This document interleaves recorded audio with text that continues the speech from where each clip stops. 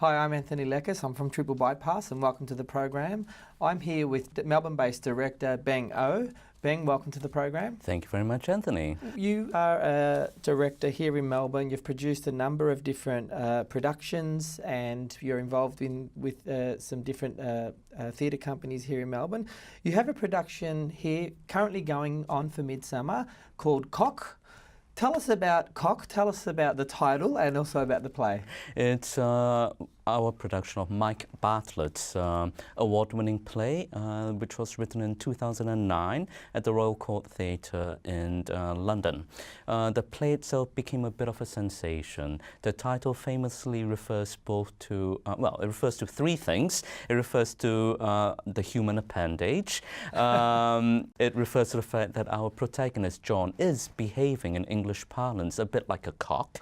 And famously, the play is also about inspired by cockfighting, which Bartlett was on a writer's exchange in Mexico when he became interested in the idea of cockfights. He never actually went to see one, but he wrote a whole play and called it Cock.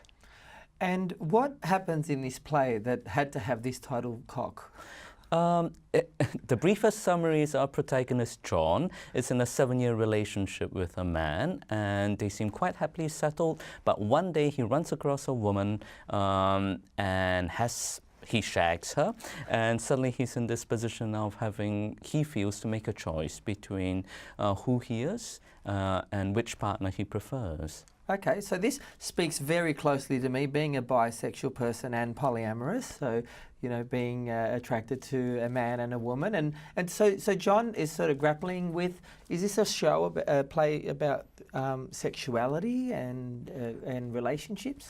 I think it's a play about relationships and it's a play about choice. I think John's deep fear is that, you know, if you open one door, you close another. He's really afraid that if he makes a decision, he's going to miss out. Sexuality is discussed and it is part of the play, but it's this interesting distinction. The battle in the play is John feels he will become defined by his sexuality, that he has to make a choice as to who and what he is. And he's rejecting these categories as partially out of fear of missing out, but also partially in a sense, I think, that they don't do him justice as a complete person. So John is a man, he doesn't use the word bisexual in the play, does he? He rejects it. At one point, another character offers it to him. Right. And his immediate knee-jerk reaction is kind of no. Okay, and so, but he's faced nonetheless with this position where he's in love with a gay man over here and a straight woman over here, and he goes through this sort of process of trying to decide, who do I choose? Yes, and that's the drama in the play. The play itself is this series of confrontations, I suppose, and it's very tight, and the question, as you sit and watch the show, is, well, what's going to happen? How is all of this going to be resolved? And so coming back to the word cock, and in the sense that it's a cockfight, John does something really interesting in the sort of second half of the play, doesn't he? He tries to set up a bit of a scene for his two potential partners to meet, is that right? Yes, the natural flow of the play, and I guess I'm not giving too much away, right, is that all the characters do eventually meet at a really interesting dinner party to try to work all these issues out.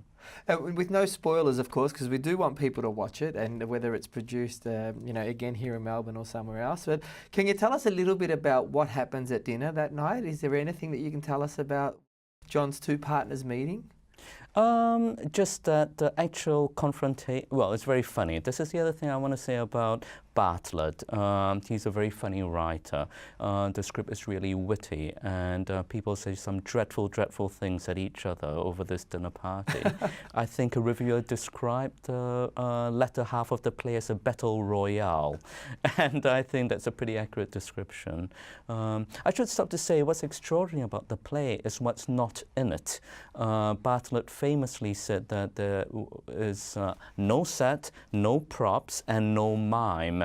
And so, and it's staged in the round, so we very well preserve that sense of an arena, I think, of a blood sport.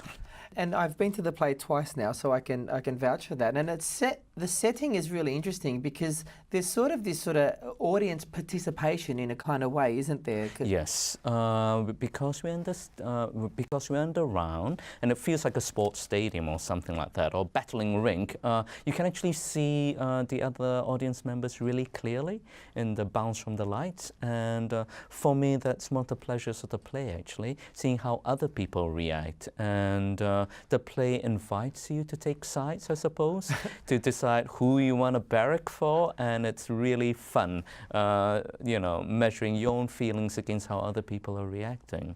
Well, it's an emotional roller coaster in a way. I've described the play like that because I found myself changing and picking sides throughout the entire play, and I don't sit in one spot. And I wonder that if that's sort of the experience that audience people who come to watch the play can expect, that it's going to sort of go a bit like this throughout the play. I think ideally that's exactly what you want them to experience. The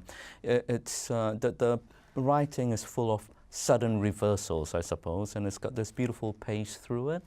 And it's very funny, which I think is important because comedy is a great way to tackle difficult issues. Right. So, Beng, why this play? Why did you choose this play to... I ran across the script in 2012. I read it and it just jumped off the page at me. It was a really exciting play.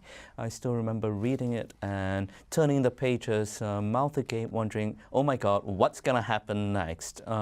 It's also really rhythmic. A lot of my work has very tight rhythms in it, and the way Bartlett has written the play is like a music score.